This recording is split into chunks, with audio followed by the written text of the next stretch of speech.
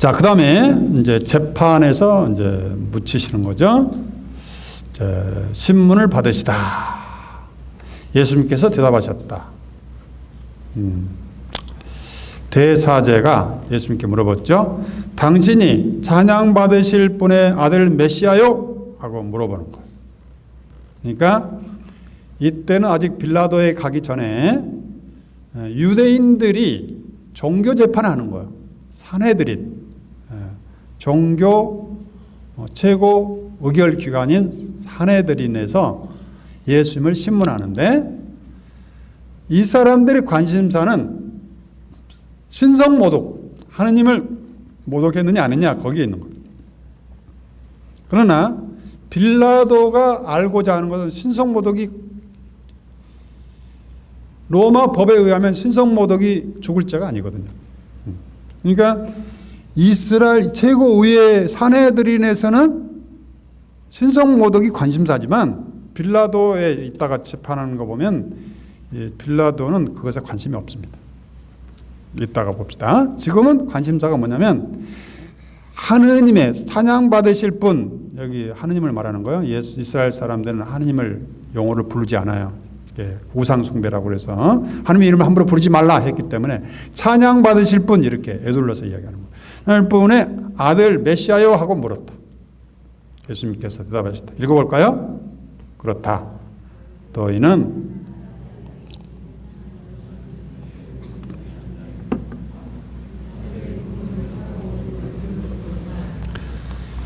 마르코복음에 의하면 예수님이 직접적으로 당신이 사람의 아들이요 전능하신 분 오른쪽에 앉아 있는 것, 이것은 하느님의 성부의 전권을 받았다는 그런 의미죠. 오른쪽에 앉아 있는 것과 하늘의 구름을 타고 오는 것, 하늘의 구름을 타고 오는 것은 신성을 이야기하는 건데, 구약성서에 보면 불기둥과 구름기둥을 통해서 신성의 현존을 이야기해요.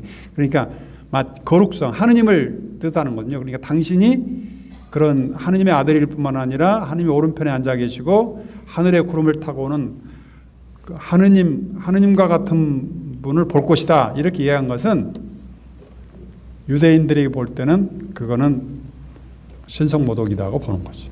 이거는 그러니까 마르코복음에서는 예수님이 끊임없이 당신이 누군가를 이야기하지 않습니다. 직접적으로. 그렇지만 여기에서는 딱 한 번 그렇다 이야기하는 거예요. 이게 마르코복음 사가가 이제 당신의 죽음 무덤에 당신이 누군가를 고백하게 해주는 거예요. 그러자 대사제가 자기 옷을 찢고 이제 우리에게 무슨 증인이 더 필요합니까? 이건 분명하게 신성, 자기가 하느님의 아들이요, 하느님에서 하늘에 구름 타고 오는 하느님만이 할 수 있는 일을 자기가 한다고 그러니까 완전히 하느님을 대신하는 이야기 아니요. 이 사람은 인성모독이요 하고 이제 죽일 일만 남았소 하는 이야기죠. 하느님을 모독하는 말을 듣지 않았습니까? 여러분의 생각 어떻습니까? 그들은 모두 예수님께 사형을 받아야 된다, 마땅하다고 단죄하였다. 여기 이제 종교 재판을 하는 거죠.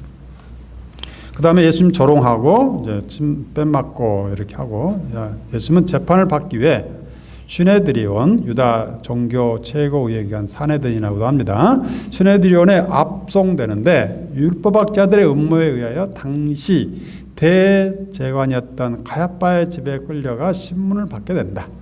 마르코에 의하면 예수님이 체포되자 모든 제자들은 예수님을 버리고 떠나갔으나 베드로만 남아서 예수님의 뒤를 따라 대제관 집 안뜰에 들어가서 하인들과 함께 불을 쬐고 있었다고 마르코는 보도하고 있다. 당시 이스라엘 대제관은 모두 17명이었는데 가야파는 최장수 대제관이었다. 대사제는 당신이 찬양받으신 분의 아들 메시아라고 질문을 하였는데, 여기서 찬양받으신 분이란 하나님을 가리키는 유대적 표현이며 찬양받으신 분 아들이라는 함은 하나님의 아들이라는 의미이다. 따라서 대사제는 예수님에게 당신이 하나님의 아들이요 라고 직접적으로 질문하는 것이고, 예수님께서는 그렇다라고 직접적으로 말함으로써 당신이 바로 메시아이심을 드러내고 있다. 그래서 대사제가 자신의 옷을 찢는다. 이 행위는 예수님의 대답이 그들이 보기에는 참을 수 없는 신상모독에 해당되기 때문이다. 이로써 유다인들이 원하는 예수님의 사형 선고의 근거가 신성모독죄라는 제목으로 확정되게 되는 겁니다.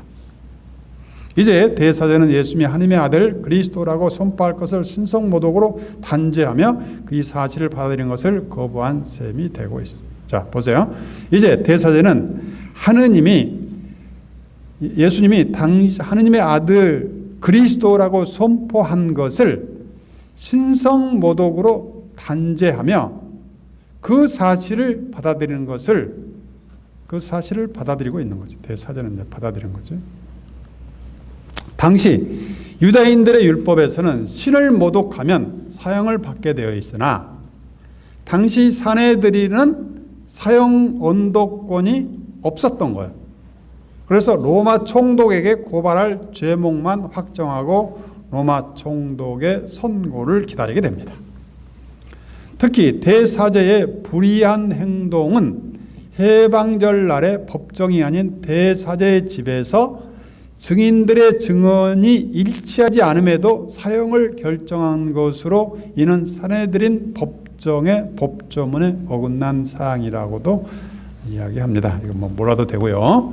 자, 재판이 끝나자 예수님은 로마 총독의 법정에서 사내들인에서도 유다인들로부터 갖은 모욕과 이제 순환을 당하게 되고, 이 순환은 이사야서 53장을 이렇게 인용해서 이루어졌다고 보는 거죠. 그는 우리의 병고를 메고 갔으며 우리의 고통을 짊어지셨다. 그가 찔린 것은 우리의 악행 때문이고 그가 쓰러진 것은 우리의 죄악이었다는 이사야에서 말씀이 예수님 안에서 이루어졌다고 보는 것입니다. 그러니까 예수님의 고통은 우리 죄가 우리가 당할 고통을 당신이 지셨다. 그래서 대속죄라고 합니다. 대속, 우리 죄를 대신해서 속죄해 주셨다. 해서 대속구원이라고 합니다. 자, 베드로가 부인하게 되고 이건 넘어갑시다.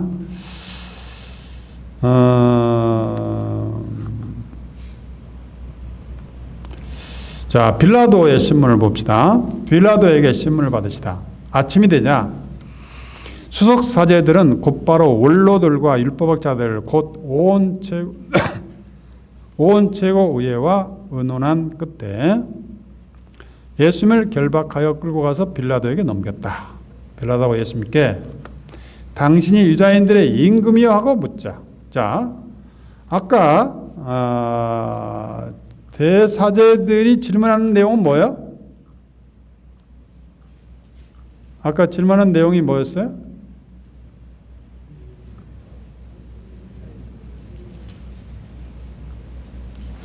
당신이 찬양받으실 분 하느님의 메시아요 그랬죠? 그죠? 그러니까 오실 메시아, 하느님의 아들이요 하는 그런 질문이죠. 그런데 빌라도는 뭐라고 질문하냐면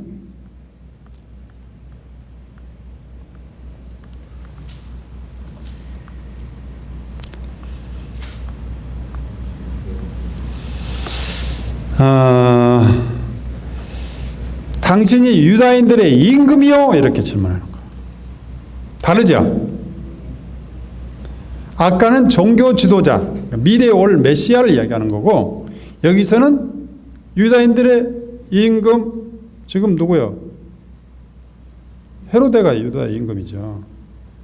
근데 당신이 임금을 사칭한 거예요 하고 정치 지도자로 몰고 있는 거예요. 지금 질문이 달라요.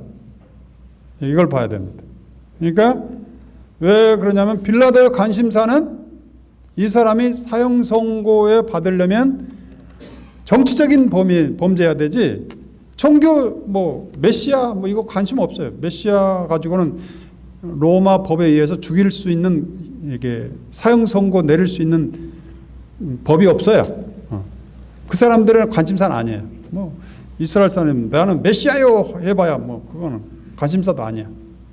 그러니까 빌라도는 자기가 사형 언도 내리려면 정치 지도자야 돼.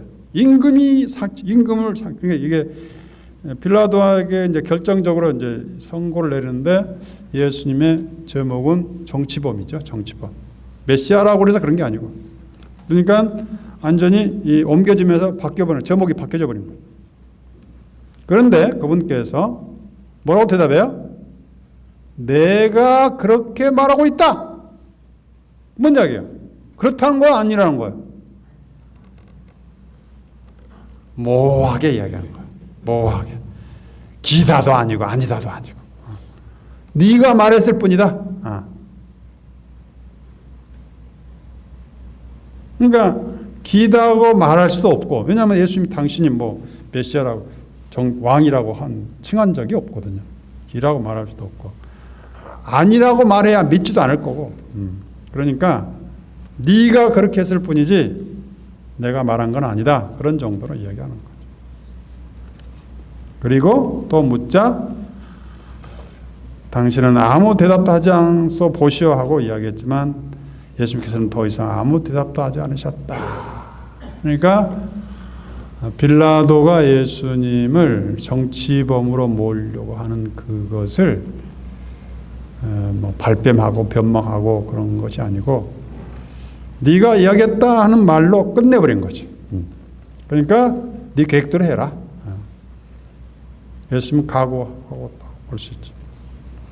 이렇게 이야기든 저렇게 이야기든 너희들이 계획대로 할 거다 하고 전제했다고 볼 수 있지.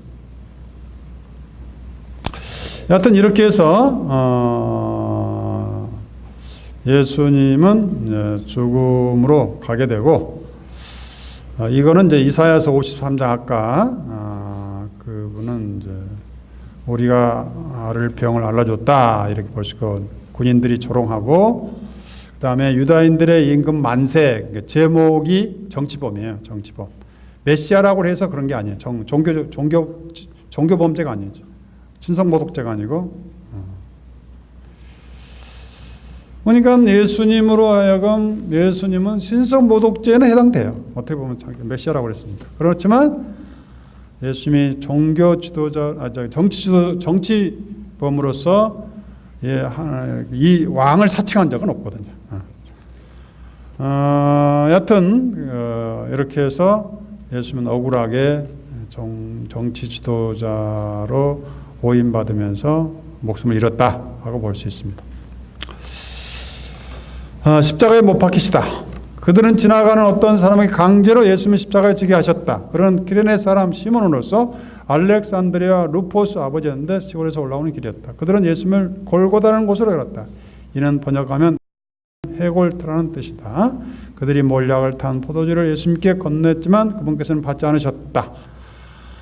몰약은 이제 마취제라고 합니다. 그러니까 너무 고통스러우니까 이게 좀 쉽게 죽게 하도록 해서 몰약을 했는데 예수님은 마치지 않았다고 볼 수 있죠. 예수님은 십자가에 못 박았다. 그리고 그분의 옷을 나누어 가졌고 예수님은 십자가에 못 박은 때는 아침 9시였다. 그분은 죄의 명패는 유다인들의 임금이라고 쓰여져 있었다. 그 다음에 모독하는 이야기가 나오고 여기서 예수님의 지나간 길, 이제 십자가의 길을 슬픔의 길이라고 그래서 라틴어로 또 비아 돌로로사라고 여러분 성지순례 가면 이렇게 써진 걸 볼 수 있죠. 십자가형은 매우 잔인한 형벌로 고통을 덜기 위해서 몰약을 줬다라고 볼 수 있고, 예수님의 명패는 INRY 라틴어예요. 원어는 예수스 나자레누스 렉스 유데오름, 그러니까 예수 나자렛 왕 유대인들의 왕 나자렛 예수, 이런 제목이죠. 약자로 이렇게 딱 써. 그 다음에 예수님이 사흘 안에 새 성전을 짓겠다는 말씀을 했다고 보는데, 이거는 예수님이 당신을 두고 하는 이야기였는데 이 사람들이 오인해가지고 성전을 못 오겠다 이렇게 이야기하고 있는 것입니다. 주사위를 나눠서 가지고 예수님이 돌아가셨다. 낮 12시가 되자 어둠이 온 땅에 덮쳐게 되고 오후 3시에 예수님이 돌아가시고, 그러니까 9시경에 십자가에 못 박히고 12시경에 예수님께서 이렇게 그 어둠이 온동에 덮이고 오후 3시경에 돌아가시고 이렇게 시간별로 이렇게 해놓고 있습니다. 여튼 돌아가실 때 엘로이 엘로이 레마 사막단이라고 부르짖으며 저의 하느님 어째 저를 버리시나이까. 내용을 보면은 뭔가 좀 원망하는 내용이지만 시편 123편인가 그걸 인용한 거 보면 뒤에 보면은 하느님을 찬양하는 노래로 끝납니다. 이 사람들이 이제 엘리야를 부르는구나 하는데 이거는 이제 잘못 부른 거죠. 이게 자 엘리야 와서 보자 얘기하는데 엘리야를 부른 게 아니라 엘로이 엘로이 하느님을 부르는 거죠. 그 다음에 여기서 성전이 휘장이 아래에서 찢어졌다. 이것은 결국 그 엘로이 레마 사막단이 시편 22편을 시작이 이렇게 시작되는데 이 시편 뒤에 보면은 예수님께서 찬양하는 내용으로 끝나게 됩니다. 자, 성전 휘장이 위에서 아래로 두 갈렸다. 지성소의 천막으로 내려져 있다. 그러니까 성전 휘장이라면 지성소와 사람이 들어갈 곳과의 경계에 지성소에서는 대사제만 들어갈 수 있는 곳. 근데 그 어떤 휘장이 갈라졌다. 그것은 하느님의 영역과 인간의 영역이 이제 서로 소통됐다. 그런 의미로 해석되기도 합니다. 그 다음에 여기서 백인대장의 이제 신앙 고백이 나오죠. 백인대장은 바로 이분이야말로 하느님의 아들이셨구나라고 하는데, 그러니까 이스라엘 백성들은 예수님을 십자가에 못 박힌데 반대로 백인대장, 로마의 백인대장, 이방인들의 입에서 하느님을 고백하게 만듭니다. 어떻게 보면 예수님은 이스라엘 백성을 회개시켜서 세상에 복음을 전하려고 이스라엘 백성 공동체를 양성해서 세상에 복음을 전할 계획을 가지고 왔어요. 그런데 그 계획대로 안 되고 그 사람에게서 결국 죽임을 당하고 결국 그런 과정에서 백인대장이 이분이야말로 하나님의 아들이구나 고백하는 굉장히 아이러니한 결과가 초래된 거지. 그러니까 예수님이 인성을 가지고 공을 들였던 것이 다 수포로 돌아가고 당신이 공을 들이지 않는 사람의 입을 통해서 이렇게 하느님을 고백하는 정말 이렇게 아이러니가 발생하고 있다는 것을 마르코는 의식적으로 보도하고 있는 겁니다. 이런 걸 통해서 인간이 계획을 세우지만 완성하는 것은 하느님이라는 것을 마르코는 의도적으로 이렇게 표현하고 있다고 볼 수 있습니다. 그 다음에 3명의 여인들은 예수님을 따르며 시종을 들었는데 마리아 막달레를 제외한 2명의 신호는 이름은 모르겠고 그들은 예수님께 충실한 제자다운 모습을 보이며 백부장의 신앙 고백에 대한 보충 설명도 해주고 있습니다. 그러니까 백부장의 신앙 고백과 함께 이 여인들은 쭉 끝까지 예수님을 이렇게 따르고 특히 마리아 막달레나는 무덤에까지 오면서 예수님을 지켜내는 그런 아름다운 모습을 보여주고 있습니다. 자, 마리아 막달레는 누가복음에서는 예수님이 7 귀신을 쫓아낸 여자로 평생 예수님을 따라다니며 공양을 했으며 누구보다도 먼저 빈 무덤을 확인하고 제일 먼저 부활하신 예수님의 발현을 체험하게 된다. 작은 야고보는 예수님의 형제나 제베데의 아들과 다른 사람이다. 여기서 작은 야고보. 자, 여기 이 마리아 막달레나를 끝까지 이렇게 보도한 거 보면 예수님을 따르던 제자들은 다 도망갔지만 그 12제자가 아니었던 마리아 막달레나만이 이게 충실하게 예수님을 따랐다는 그런 내용으로 끝납니다. 그야말로 이렇게 하느님은 당신이 인간이 원하는 예수님이 원하는 계획이 아닌 방법으로 이렇게 당신의 계획을 완성해 내신다고 볼 수 있습니다. 여하튼 무덤에 묻히시고 저녁 때가 되어 있어 그날은 준비했는데 안식일이 넘었다. 마리아 마르타 출신 요셉이 예수님의 시신을 갖다가 하고 빌라도는 그걸 허락하고 빌라도는 백인 대장에게 알아보고 나서 요셉은 아마포를 싸가지고 그분의 시신을 내려 아마포를 싼 다음에 바위를 깎은 무덤에 모시고 무덤 윗기에 돌을 굴러넣었다. 마리아 막달레나 요셉의 어머니 마리아는 그분을 어디로 모셨는지 지켜보고 있었다. 예수님이 돌아가시자 그들은 준비된 곧 안식일 전날이었으므로 안식일에는 매장을 할 수 없어서 그날 저녁 해가 지기 전에 매장을 끝내야 했다. 예수님의 시신의 처리는 제자들이 해야 할 일이었다. 유다인들의 최고의 의원인 아리마테아 사람 요셉이 빌라도에게 예수님의 시신을 간청하는 모습이고 빌라도는 예수님의 죽음을 확인하고 시신을 요셉에게 내어주고 했다 합니다. 여튼 왜냐하면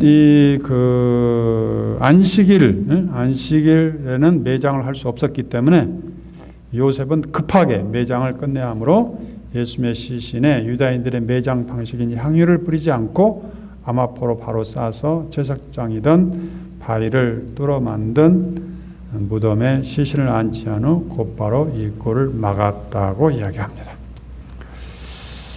이로써 백인 대장과 아리마테아 요셉 그리고 그분을 어디로 모신지 끝까지 지켜본 마리아 막달레나와 요셉 어머니 마리아는 예수님의 죽음과 매장을 이렇게 증언해주고 있습니다. 제자들은 도망가고 이 사람들만 예수님의 죽음을 마지막까지 증언해주는 분으로 이렇게 등장하게 되고 그 다음에 마르코복음에 나타난 예수님의 순환과 부활의 사건을 간단히 보면은 금요일 날 예수님 동트기 전에 유다인 최고위에 체포됩니다. 예수님이 체포되고 금요일 아침에 빌라도에게 끌려가게 되죠. 그 다음에 금요일 오전에 사형 선고를 받게 되고 금요일 오침 9시에 십자가에 매달리게 되고 그 다음에 정오에 어둠이 깔리게 되고 3시에 휘장이 찢어지며 예수님이 이제 돌아가시게 되고 금요일 저녁 아리마테아 사람 요셉이 빌라도에게 예수님의 시신을 청하게 되고 매장하게 된다. 그런 이야기입니다. 그 다음에 안식일, 토요일 안식일이 아무 일도 일어나지 않게 되고 안식일, 토요일이 해진 후 그러니까 우리로 말하면 주일날에 마리아 막달레나와 여인들이 향료를 구입해서 무덤에 가서 예수님이 이제 시신이 없어진 것을 발견하게 되죠. 일요일 안식일이 지난 주간 첫날, 그러니까 지금으로 말하면 토요일날 다음날, 그때 당시 안식일은 토요일이었죠. 주일날, 일요일. 그래서 우리 천주교에서는 이제 주일날 안식일을 주일날을 지내게 되는 거죠. 일요일 해 뜰 무렵에 여인들이 무덤으로 가서 무덤 입구 돌을 치워줄 사람을 구하다가 무덤 입구에 돌이 치워져 있으며 흰옷의 젊은이가 예수님을 이야기하게 되죠. 갈릴리아에 먼저 예수님을 통보받게 됩니다. 이스라엘 일요일 새벽 부활하신 예수님이 마리아 막달레나에게 처음으로 나타나시게 되고 일요일 날 엠마오로 가는 제자들에게 다른 모습으로 나타나게 되고 일요일 다른 제자들에게 부활을 알렸으나 아무도 믿지 않아 식탁의 여러 제자들에게 예수님께서 이제 직접 나타나게 됩니다. 자, 그다음 그래서 이제 빈 무덤을 보면은 안식일이 지나자 마리아 막달레나와 야고보의 어머니 마리아와 살로메는 무덤에 가서 예수님께 발라드릴 향유를 샀다. 그리고 지난 첫날 매우 이른 아침 해가 떠오를 무렵에 무덤으로 갔다. 그들은 누가 그 돌을 무덤 입구에서 굴려줄까요 하고 서로 말했다. 그리고는 눈을 들어 바라보니 그 돌이 이미 굴려져 있었다. 그것은 매우 큰 돌이었다. 그들이 무덤에 들어가 보니 웬 젊은이가, 여기는 천사를 이야기하죠, 하얗고 긴 겉옷을 입고 오른쪽에 앉아 있었다. 그들은 깜짝 놀랐다. 젊은이가 그들에게 말했다. 놀라지 마라. 너희가 십자가에 못 박히신 나자렛 사람 예수님을 찾고 있지만 그분께서는 살아나셨다. 그래서 여기에 계시지 않다. 보아라, 여기가 그분을 모셨던 곳이다. 그러니 가서 제자들과 베드로에게 이렇게 일러라. 예수님께서는 전에 여러분에게 말씀하신 대로 여러분보다 먼저 갈릴리아로 가실 터이니 여러분은 그분을 거기에서 뵙게 될 것이다. 그들은 무덤에서 나와 달아났다. 덜덜 떨면서 겁에 질렸던 것이다. 그들은 두려워서 아무에게도 말을 하지 않았다. 왜 갈릴리아로 가라고 하셨을까? 갈릴리아는 예수님께서 돌아가시기 전에 활동의 중심지였다고 볼 수 있죠. 부활하신 예수님을 갈릴리아에서 만나게 한 것은 지상 예수와 부활하신 예수가 서로 다른 인물이 아니라는 사실과 예수님과 예수님의 지상 삶과의 연관성과 상관성을 부각시켜주기 위해서 갈릴리아라는 장소를 겹치게 한다고도 볼 수 있습니다. 자, 그 다음에 이제 마지막 16장 9절에서 20절은 나중에 원래 마르코복음 텍스트에는 없었던 것을 나중에 후대에 첨가했다고 봅니다. 마리아 막달라나에게 나타나셨다는 이야기하고 그 다음에 두 제자에게 나타나 이 두 제자는 루카복음의 엠마오는 제자들의 이야기를 이렇게 단축해서 이야기해주고 있습니다. 그 다음에 제자들에게 나타나셔서 11 제자가 식탁에 앉아 있을 때 예수님께 나타나셨고 그들의 불신과 온갖 마음을 꾸짖으셨다. 되살아난 당신을 본 이들의 말을 그들이 믿지 않았기 때문이다. 예수님께서는 그들에게 너희는 온 세상에 가서 모든 피조물의 복음을 선포해라. 그리고 믿고 세례를 받은 이는 구원을 받고 믿지 않는 자는 단죄를 받을 것이다. 믿는 이들에게는 이러한 표징이 따를 것이며 내 이름으로 마귀를 쫓아내고 새로운 언어들을 말하며 손으로 뱀을 집어들고 독을 마셔도 아무런 일도 있지 않으며 병자에게 손을 얹으며 병이 나을 것이다. 이렇게 말씀하시면서 제자들이 도망간 것에 대해서는 이야기하지 않아요. 꾸짖기는 꾸짖는데 뭘 꾸짖어요? 믿지 않는 것을. 그러니까 예수님이 늘 강조했던 게 믿음이에요. 내 믿음이 너를 살렸다. 믿어라. 하나님을 믿어라. 결국 우리의 종교는 믿음의 종교입니다. 믿음의. 깨달음의 종교가 아니고 믿음의 종교. 그러면 우리가 주님을 알고 사랑하는 목적은 뭐냐면 믿기 위해서죠. 믿는다는 게 뭐냐? 그분이 내 안에 살아있는다는 걸 믿는 거예요. 내가 그분 안에 살아있다는 걸 믿는 거예요. 성부, 성자, 성령의 삼위일체 신비 안에서 서로 친교 속에서 살아있다는 걸 믿는 거. 우리가 주님과의 친교 맺으면서 성부, 성자, 성령의 친교에 참여하는 걸 믿는 거. 이런 믿음이죠. 그러니까 내가 혼자가 아니고 주님과 함께하는 삶이라는 걸 믿는 거죠. 이 믿음은 깨달음보다 더 우리에게 힘이 있는 거죠. 주님이 우리 육신의 모습으로 영적인 모습 우리 안에 현존한다고 믿는 거. 그러니까 혼자가 아니라는 거. 이게 우리의 힘입니다.